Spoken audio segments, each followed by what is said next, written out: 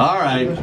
When we first moved to Nashville, I wanted to go down. There's this place down in Nashville called Lower Broadway. Has anybody ever been there? Anybody ever been to Nashville? Yeah. Lower Broad. Thank you. There's all these clubs down there. There's all these old honky tonks. And at the time in 1993, it was pretty run down. And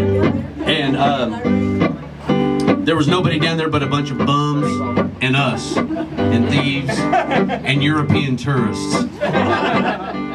Everybody else kind of felt like they should go down in the daytime. But it was pretty great. You know, you can see everything from some guy singing a great song to some guy getting his head bounced off the parking meter out in front of the club. It was very entertaining. And it was a new soap. Anyway, so this weird thing happened to me down there at this place called Tootsie's Orchid Lounge. And this is what this song is all about. Well, when I first moved to Nashville, I was playing in a joint downtown.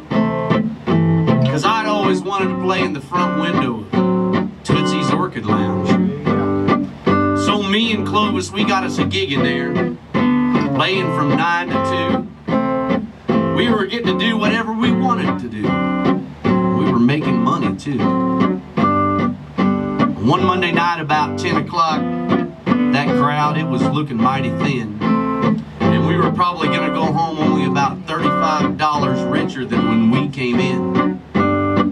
Then suddenly the place filled up, from the front bar to the back. And I looked out the window and seen a guy pulling up in front in a big long Cadillac. Well, I saw how he tipped his hat as he walked into the bar. And I said to myself, I knew this guy had to be some big famous singing star.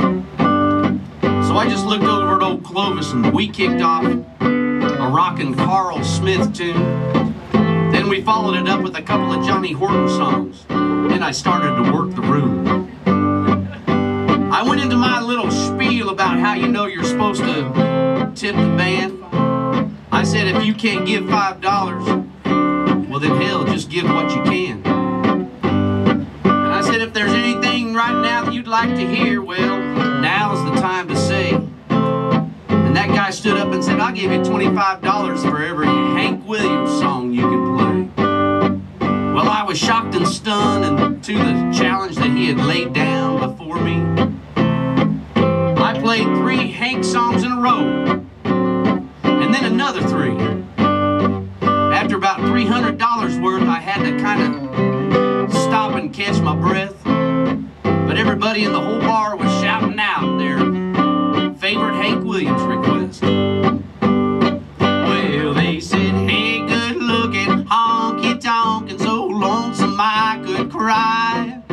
Rooty tooty, honey, baby, no teardrops tonight. I played that Ramblin' man from Alabam.